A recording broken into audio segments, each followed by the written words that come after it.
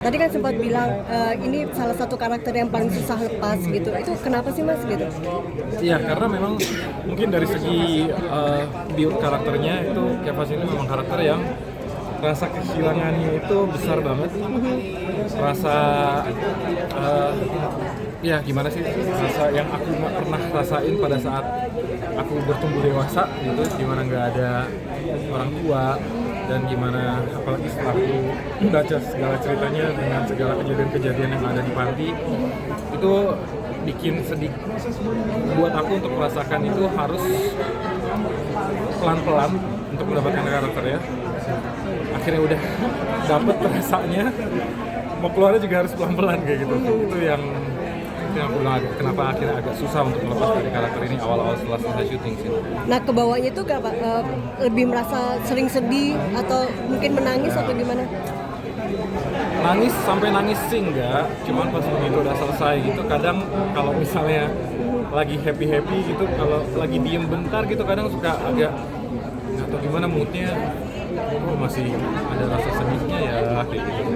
Karena kan memang itu karakter kayak pas dewasanya tuh pas awal-awal dimana dia mencoba menutupi segala kesedihannya dengan hal-hal yang dipikir bisa membuat dia bahagia, tapi ternyata enggak.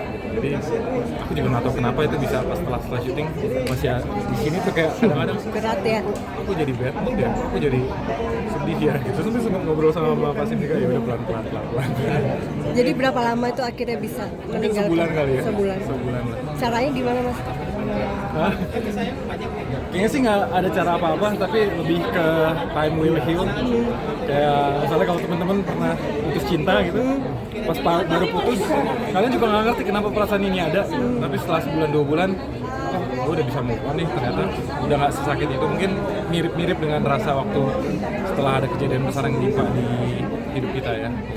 Istri notice nggak sih ketika ada perubahan gitu ke kamu gitu? Awal-awalnya enggak, tapi sempat notice dikit. Ya untungnya aku bisa kontrol sampai nggak harus mempengaruhi keseharian sih. Looks-nya. Kalau look sih memang ada beberapa hal-hal kecil, detail-detail kecil yang diperhatiin banget, gimana harus sesuai sama Kevas kecil. Kayak misalnya ada detail-detail luka-luka di bagian tertentu, itu yang sebenarnya sangat minor, tapi oleh Pak Sim nggak harus tetap ada. Jadi dan ada makeup spesialis khusus yang untuk itu, dan udah dari sebelum kita syuting udah preparation pun udah dilihat. Oke, gimana sebelum lagi sampai benar-benar semendekati itu kayak pas dewasa dan kayak pas kecil. Adegan paling sulit apa yang harus diulang-ulang? Jadi ada adegan sebenarnya nggak terlalu banyak sih untuk yang diulang-ulang, karena paling sulitnya itu adalah persiapannya sih. Persiapan untuk mendapetin feelingnya itu yang lebih sulit sih. Gimana bisa suara gesturnya bisa mirip sama Milo, gimana bisa Kevas dewasa tidak terlalu jomplang sama Kevas kecil, perbedaannya gitu. Itu yang lebih sulit dibandingin pada saat proses syuting, karena memang persiapannya ini luar biasa sih. Mereka juga.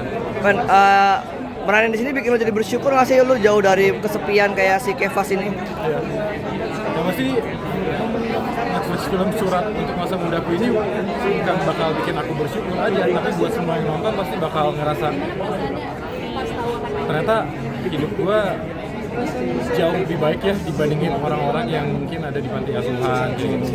Dan mungkin buat orang-orang yang udah berkeluarga juga bisa buat kita merasa nostalgia pada saat kita masa kecil, persahabatan di masa kita kecil.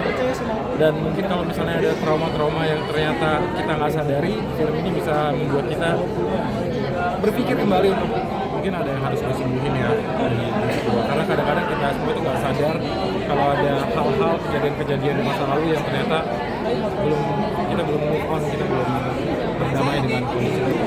Nah kalau seandainya menulis surat untuk masa mudanya, kamu apa yang akan ditulis? Apa ya?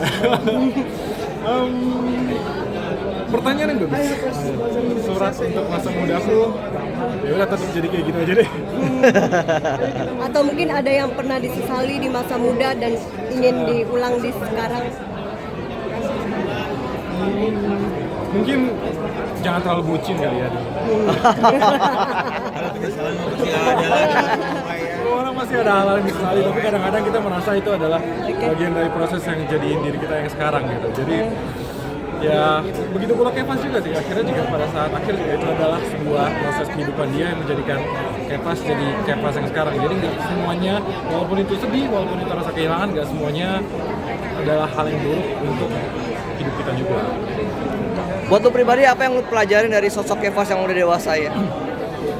Dari sosok Kevas yang udah dewasa yang gue pelajari adalah keberaniannya untuk membuka kembali memori masa lalunya demi keluarganya. Jadi memang dia memikirkan masa depan anak dan keluarganya, karena itu dia berani untuk ambil keputusan untuk melupakan.